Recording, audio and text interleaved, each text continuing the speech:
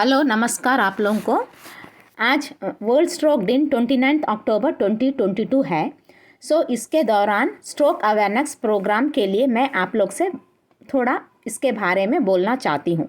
मैं doctor Sandhya Manoranj, professor and head department of neurology, Princess Esra hospital, Deccan college medical science और senior consultant, Pace hospital, हाईटेक सिटी, हैदराबाद।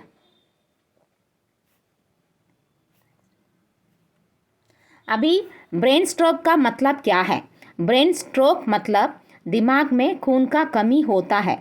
दो कारण से होता है खून का कमी। पहला तो एक क्लॉट आ जाता है जिसके वजह से दिमाग में खून नहीं जाता है, उसको हम लोग बोलते हैं इस्कीमिक स्ट्रोक। और एक तरह का स्ट्रोक है जिसमें बीपी ज़्यादा होने की वजह से ब्लड वेसल्स टूट जाते हैं तो खून का कमी होता है, उसको बोलते हैं हेमराजिक स्ट्रोक। लेकिन क्या होता है, ये दोनों टाइप के स्ट्रोक में सबसे ज़्यादा स्ट्रोक इस्कीमिक स्ट्रोक है, दैट इज़ खून का कमी के वजह से 90% केसेस इस्कीमिक स्ट्रोक के वजह से होता है। अभी इस दौरान 2022 में वर्ल्ड स्ट्रोक ऑर्गेनाइजेशन ने वर्ल्ड स्ट्रोक डे के उपलक्ष्य पर दैट इज़ 29 अक्टूबर को ये थीम बनाया है, सेव प्रीशियस टाइम। मतलब टाइम बहुत इम्पॉर्टेंट है, हर एक मिनट इम्पॉर्टेंट है। उन लोग बताए हैं कि मिनट्स कैन सेव लाइफ्स। और क्या बोल रहा है, एक मिनट ने एक जन का जान बचाते हैं। इस पिक्चर में आप देख सकते हैं कि मदर अपनी बेटी को चुम्मा कर ले रही है, तो उनके पीछे में ब्लैक ब्लैक डॉट्स दिख रहे हैं, तो उसका मतलब उनको स्ट्रोक हुआ है। तो वो जल्दी जल्दी अस्पताल जाने की वजह से उनको इम्प्रूवमेंट आ गई, तो वो अपने बेटी को समझ रही है, रिकॉग्नाइज कर रही है और चुम्मा दे रही है। तो इसलिए आप लोग सबको क्या क्या है science and symptoms of stroke और जल्दी जल्दी जाना है अस्पताल में, इसके बारे में अगला स्लाइड्स आपको हेल्प करेंगे। इनके द्वारा वर्ल्ड स्ट्रोक ऑर्गेनाइजेशन के अनुसार minutes can save lives, learn the stroke, say it is a stroke, save precious time. अभी द नेक्स्ट इज क्यों बोलते हैं टाइम इज़ ब्रेन और प्रीशियस। उनके अनुसार टाइम इज़ ब्रेन मतलब दिमाग में जब खून की कमी होता है बिकॉज ऑफ स्ट्रोक के वजह से, और स्ट्रोक जैसा जैसा प्रोग्रेस होता है तो एक मिनट में 19 लाख 1.9 मिलियन न्यूरॉन्स और 19 लाख न्यूरॉन्स और 14 बिलियन सिनाप्सेस। मतलब हम लोग को मालूम है एक नर्व और दूसरा नर्व का जुड़ता है सिनाप्स के दौरान। 14 बिलियन सिनाप्सेस और 12 किलोमीटर नर्व फाइबर्स। जब भी नर्व फाइबर ट्रांसमिशन करता है, मेनली जो फास्टेस्ट ट्रांसमिशन रहता है myelinated nerve fibres. 12 kilometre myelinated nerve fibres भी नष्ट हो जाती है अगर एक मिनट खून का कमी होता है तो। और एक बार मैं बोलती हूँ, एक मिनट का खून का कमी होती है तो 19 लाख नर्व डैमेज होते हैं। और हमारे बॉडी में फोरब्रेन में सब मिला के 22 बिलियन न्यूरॉन्स होते हैं, तो उसमें 19 लाख न्यूरॉन्स डेथ होता है हर एक मिनट में। तो इसलिए बोलते हैं टाइम बहुत प्रीशियस है, टाइम इज़ ब्रेन। और जल्दी जल्दी अस्पताल जाना, जल्दी डायग्नोस करना और अस्पताल जाके ये स्ट्रोक का फर्दर प्रोग्रेशन प्रिवेंट करने के लिए जल्दी इवैल्यूएट करना एंड ट्रीटमेंट करना बहुत ही ज़रूरी है। अभी बोल रहे हैं वाई स्ट्रोक मैटर्स। क्यों स्ट्रोक के पीछे हम लोग सब परेशान हैं? क्योंकि वो बहुत इंपॉर्टेंट है, किसी को भी कभी भी आ सकता है, मुझे आ सकता है, आप लोग को आ सकता है, कभी भी आ सकता है, किधर भी आ सकता है। और दुनिया के स्टडी के अनुसार ये बताया गया है कि स्ट्रोक दुनिया का सबसे पहला दैट इज़ लीडिंग कॉज जिसके वजह से आदमी अपाहिज हो जाता है स्ट्रोक के वजह से, और ये दुनिया का नंबर 2 कारण है जिससे आदमी की मौत होती है। लेकिन ये जो कारण है, लेकिन ये क्या है, प्रिवेंटेबल है। 90% केसेस अपन प्रिवेंट कर सकते हैं। अभी स्ट्रोक किसको किसको होता है? स्ट्रोक दुनिया में हर एक चार लोगों में एक जन को स्ट्रोक होता है। और वर्ल्ड हेल्थ ऑर्गेनाइजेशन के अनुसार 12 मिलियन लोगों को स्ट्रोक हो सकता है और उसमें से 6.5 मिलियन की जान भी जाती है।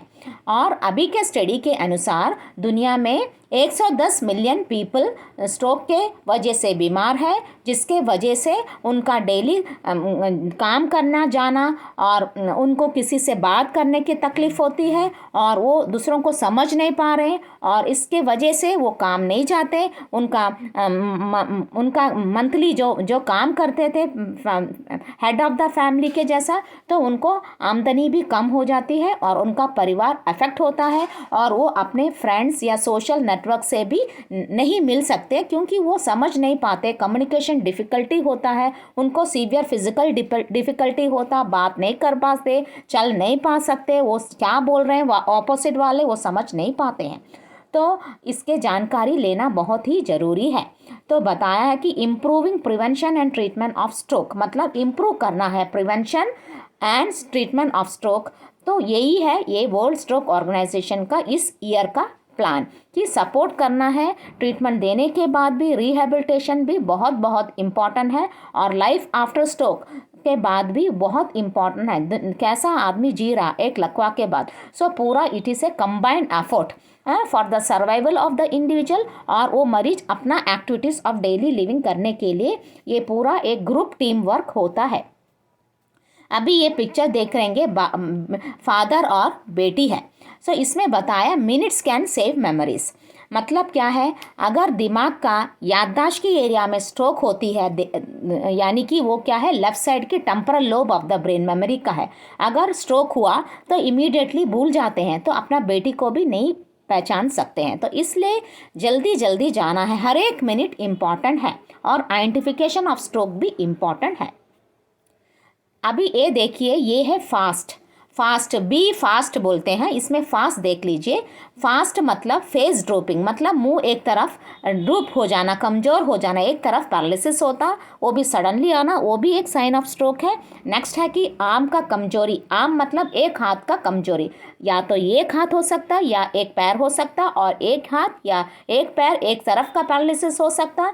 यस मतलब स्पीच डिफ़िकल्टी, मतलब बात करने की तकलीफ, जब बात करोगे तो लड़खड़ा के बात करेंगे और पूरा स्पष्ट नहीं होगा ऑपोजिट वाले को सुनने के टाइम, या हम लोग जो बात करते हैं उन लोग समझ नहीं पाएंगे, या उनको बात का एक एक वर्ड्स भी नहीं आएंगे। ये सब है स्पीच डिफ़िकल्टी लकवा के वजह से। और टी मतलब टाइम टू कॉल, मतलब इम्पॉर्टेंट है, इमीडिएटली साथ वाले फ़ोन करना है, गाड़ी के लिए एम्बुलेंस को फ़ोन करना है, और दूसरी अस्पताल, जो अस्पताल में लेके जाना जहाँ पे स्ट्रोक टीम है, कि जहाँ पे थ्रोम्बोलिसिस होता है, इंट्रावीनस मतलब आईवी भी दे सकते हैं, और एंडोवास्कुलर थ्रोम्बेक्टमी बोल के है जिसमें मैकेनिकल क्लॉट रिमूव करता है।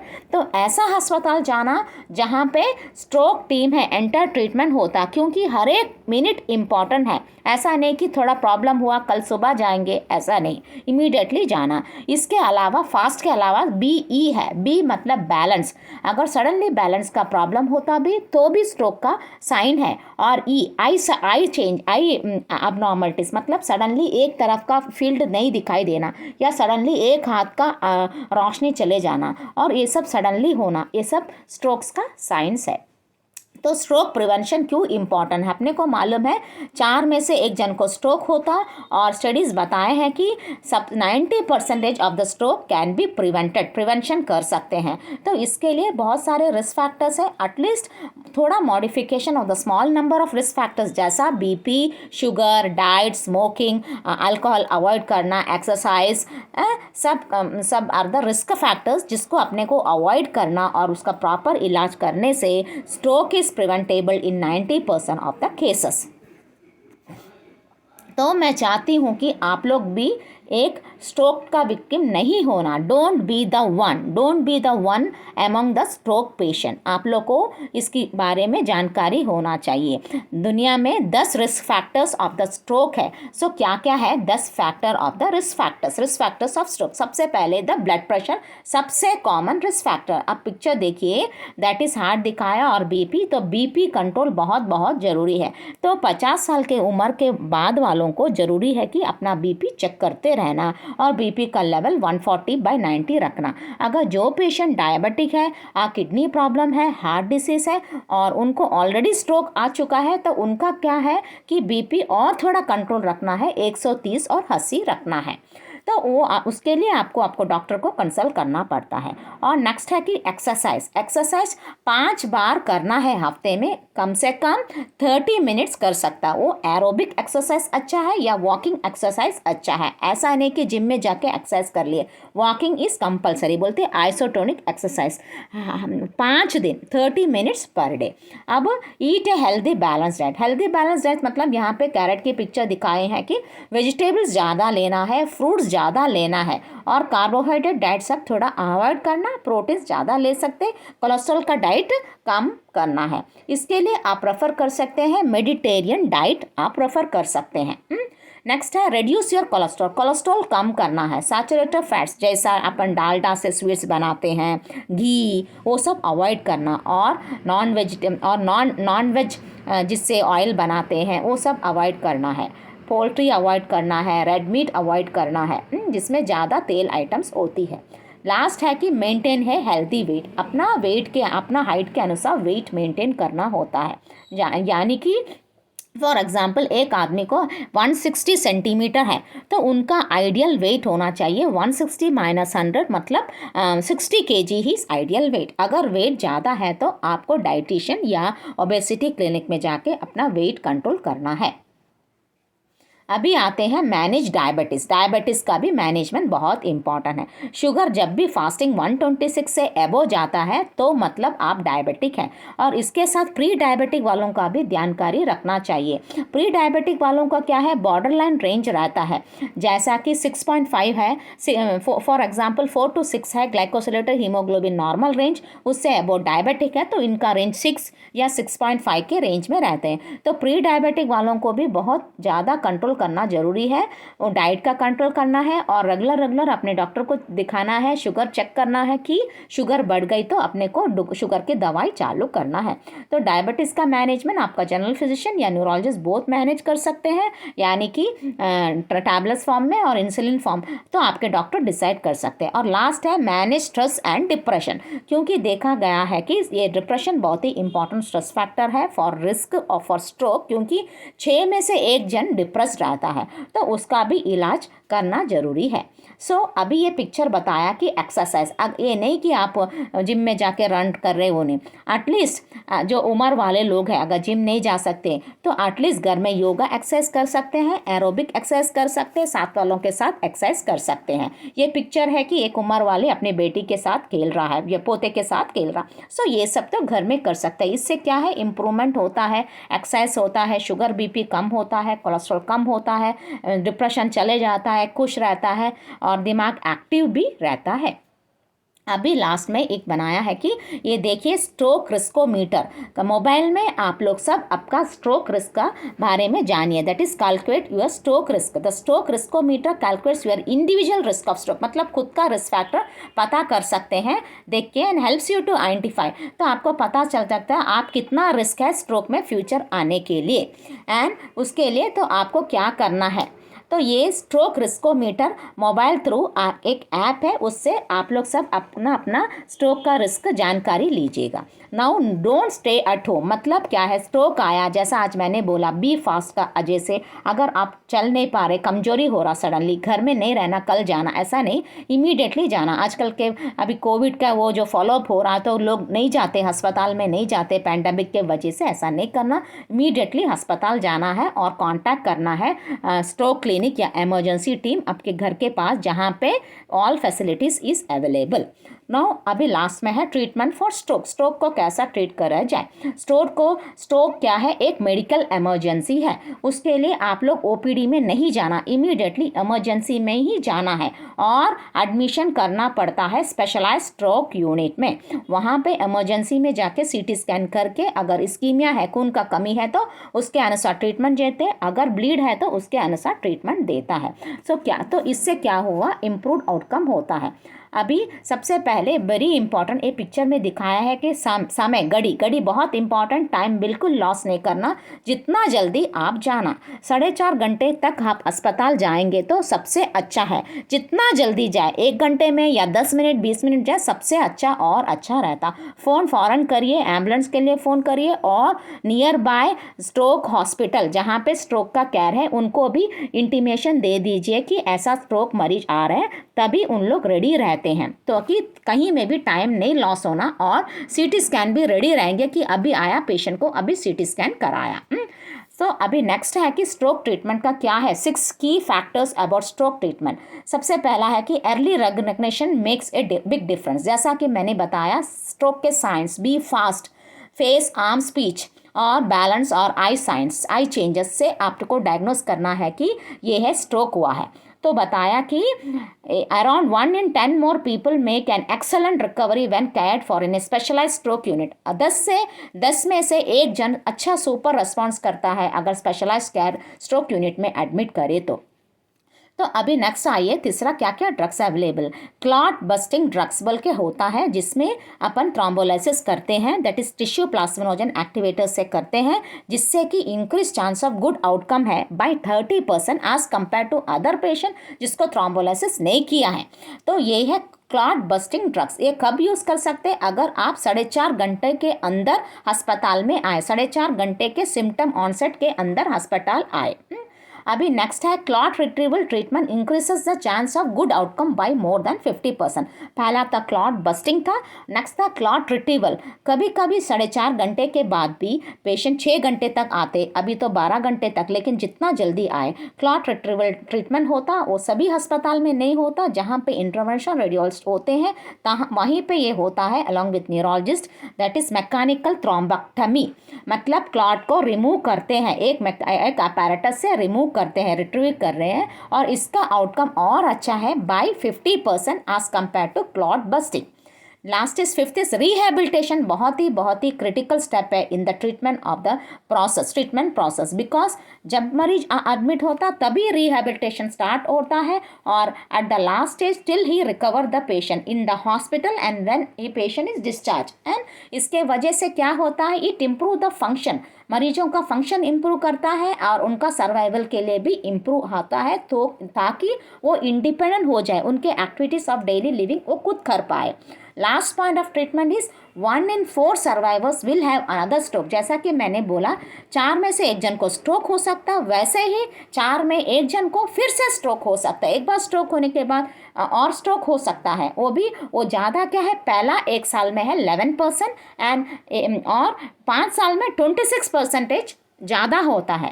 तो इसका मतलब अगर आज एक मरीज को स्ट्रोक हुआ तो उसको अगले 1 साल में 11% चांस है स्ट्रोक होने का, और उसको अगले 5 साल में 26% स्ट्रोक होने का चांसेस है। और स्टडीज़ ये बता रहे हैं कि अगर ट्रीटमेंट बराबर हुए और सेकेंडरी प्रिवेंशन के लिए दवाई कंटिन्यू करे तो 20 to 30% केसेस को स्ट्रोक का फ्यूचर प्रिवेंशन कर सकते हैं, रिकरेंस का अवॉइड कर सकते हैं। सो नेक्स्ट कमिंग ट्रीटमेंट के बाद लाइफ आफ्टर स्ट्रोक। देखा गया कि around the world 80 million people तो already have experience a stroke. So stroke से वजह से क्या होता, it can affect how you think, how you talk, how you move and how you feel. मतलब स्ट्रोक के वजह से आप क्या सोच है, आप कोई पूछे तो क्या समझ रहे हैं उसका चले जाती है, बातचीत चले जाती है, आपका मूवमेंट चले जाती है, फील टच करने का फील भी चले जाती है। तो इसलिए लाइफ आफ्टर स्ट्रोक इम्पॉर्टेंट है। सो इसके वजह से अगर प्रॉपर इलाज नहीं दिए, प्रॉपर क्लॉट बस्टिंग ट्रीटमेंट या क्लॉट रिट्रीवल ट्रीटमेंट जल्दी रिकॉग्नाइज करे, जल्दी अस्पताल नहीं आए, प्रॉपर न्यूरो रिहेबिलिटेशन केयर नहीं दिए तो क्या होता है, पेशेंट हमेशा के लिए अपाहिज रहता है, बेड बाउंड रहता है, फैमिली को बर्डन हो जाता है, और उनका इनकम ऑफ द फैमिली भी अफेक्ट हो जाता है, और उसके वजह से पेशेंट इमोशनली बहुत प्रॉब्लम होता है, प्रैक्टिकली डिस्टर्ब होता है, और फाइनेंशियल चैलेंज, पैसों का भी प्रॉब्लम होती है। तो इसके वजह से specialise rehabilitation and support or stroke survivors can however recover or find their new normal and enjoy life with special rehabilitation and proper care at onset। वही बताया है। अभी यहाँ देखेंगे ये लेडी है जिनको स्ट्रोक हुआ है, stroke recovery and support separate team है जो कि स्ट्रोक लोगों को एक ग्रुप बनाए जाएंगे ताकि उन लोग अपने से बात करें, ऐसे लोगों का कम्युनिकेट करें। तो ये भी बहुत इंपॉर्टेंट है स्ट्रोक के ट्रीटमेंट के बाद, stroke recovery and support. So इसके लिए we need a support group, stroke support organisation की ज़रूरत है, यंग लोग की ज़रूरत है जो कि ये स्ट्रोक टीम को सपोर्ट करेंगे, मतलब स्ट्रोक से जो पीड़ित लोगों का ये करेंगे। तो उसके लिए स्ट्रोक सपोर्ट ऑर्गेनाइजेशन होते हैं, जैसा वर्ल्ड स्ट्रोक ऑर्गेनाइजेशन अपने इंडिया में भी है, इंडियन स्ट्रोक एसोसिएशन है, एक ग्रुप टीम है, और हर एक स्टेट में एक एक स्ट्रोक ऑर्गेनाइजेशन या स्ट्रोक यूनिट होते हैं ताकि लोग उनको अप्रोच करेंगे और उनका काम होता है कि इनको सपोर्ट करना, रिहेबिलिटेशन करना, सब नॉलेज देना एंड कैंपेन करना, बहुत बहुत इम्पॉर्टेंट है। अभी देखिए इस साल में बोले, अभी जो मैंने जितना बताया उसके अनुसार आप लोग हर एक जन भी ए स्ट्रोक स्पोर्टिंग सुपर हीरो। देखिए सबके सामने चश्मा लगाया, जो जो ब्लू अभी इस वर्ल्ड स्ट्रोक ऑर्गेनाइजेशन ने वर्ल्ड स्ट्रोक डे का थीम ब्लू कलर में दिया है, ब्लू कलर, सो ब्लू बनिए, ब्लू स्पेक्स में लगाइए कि आप लोग आइडेंटिफाई करें। बच्चों को में भी स्कूल में भी क्लास अवेयरनेस प्रोग्राम दिया जाता है ताकि वो आइडेंटिफाई करे स्ट्रोक, अगर उनके माँ बाप को स्ट्रोक हो। सो मैं चाहती हूँ कि आप लोग सब भी ए स्ट्रोक स्पोर्टिंग सुपर हीरो बने। And let us help us create the largest photo album of people wearing superhero mask. Thank you.